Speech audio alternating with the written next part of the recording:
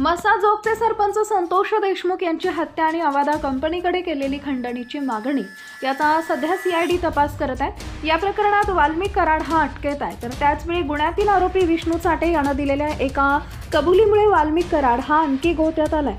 संपूर्ण प्रकरण पुढे बघा। त्या अगोदर आपल्या चॅनलवर नवीन असाल तर चॅनलला सबस्क्राईब जरूर करा, जेणेकरून अशा प्रकारच्या अपडेट्स या तुमच्यापर्यंत पोहोचत राहतील।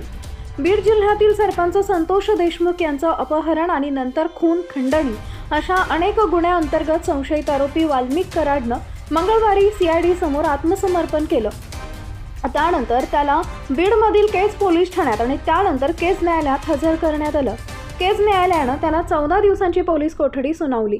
कराडला पोलीस कोठडीची शिक्षा सुनावून काही तास उलटत नाही तोच त्यानं पोलिसांकडे काही सुविधांची मागणी केली आहे। न्यायालयीन कोठडीत आपल्याला 24 तासांसाठी मदतनीस मिळावा अशी मागणी वाल्मिक कराडनं न्यायालयाकडे केली आहे, पण न्यायालयानं वाल्मिक कराडची ही मागणी फेटाळून लावल्याची माहिती आहे। वाल्मिक कराडनं आपल्याला स्लीप ॲपनिया नावाचा आजार असल्याचा दावा केलाय। या आजारात झोपताना ऑक्सिजन मशीन लावण्याची गरज असते। या आजारात ॲटोसिपॅप ही मशीन लावावी लागते। ती मशीन चालवण्यासाठी 24 तास एक मदतनीस आवश्यक असतो। त्यासाठी आपल्याला हा मदतनीस देण्यात यावा अशी मागणी त्यानं न्यायालयाकडे केली होती।